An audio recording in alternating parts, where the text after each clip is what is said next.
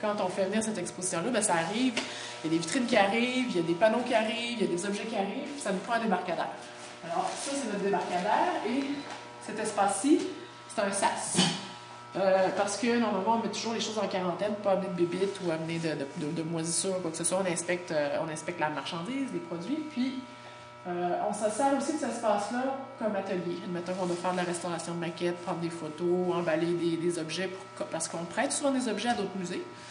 Alors, quand on veut emballer les objets, ben, on a un espace ici où est-ce qu'il n'y a personne qui circule, sauf le conservateur.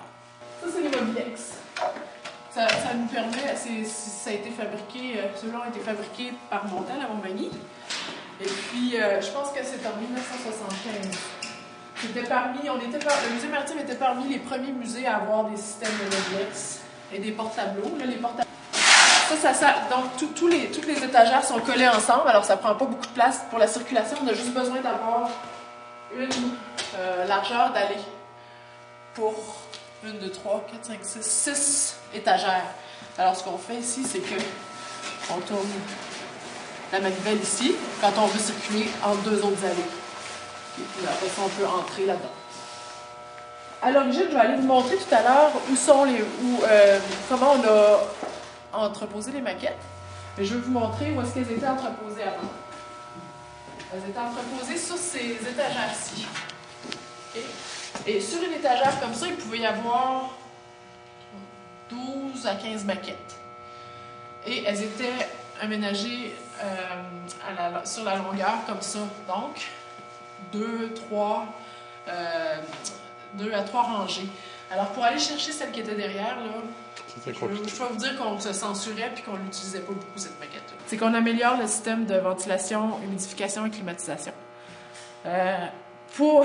On conserve mieux les objets que nous, presque. On doit garder... L'important, c'est vraiment de garder l'humidité constante, qu'il n'y ait pas de choc d'humidité.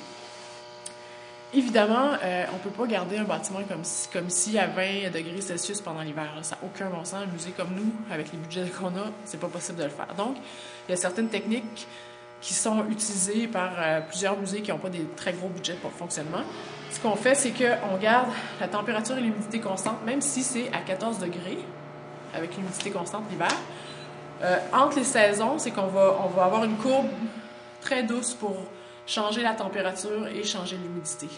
Et c'est ça qui va être important, c'est d'avoir 2 à 3 mois de transition entre les saisons pour que les objets, surtout le bois, les papiers, puissent ne pas subir de choc. Tout ça, il y a 3 mois, c'était plein. Et là, on a dû déménager, emballer, déménager, bien identifier pour être sûr de ne pas le perdre. Parce qu'un objet qui n'est pas identifié et qui n'est pas indexé ni répertorié, c'est un objet perdu, c'est certain. Alors, ça a été un très, très gros travail. Et on sait ce qui est arrivé avec le manège militaire.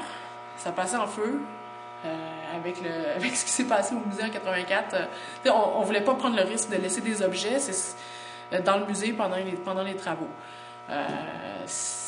On a des assurances, certes, mais ça ne se remplace pas. On ne peut pas trouver de remplacement à ces objets-là. Donc, on les a entreposés en attendant, dans de bonnes conditions. Et quand ça sera terminé, si jamais il y a des gens qui veulent nous donner des coups de pouce pour réaménager, c'est bienvenu.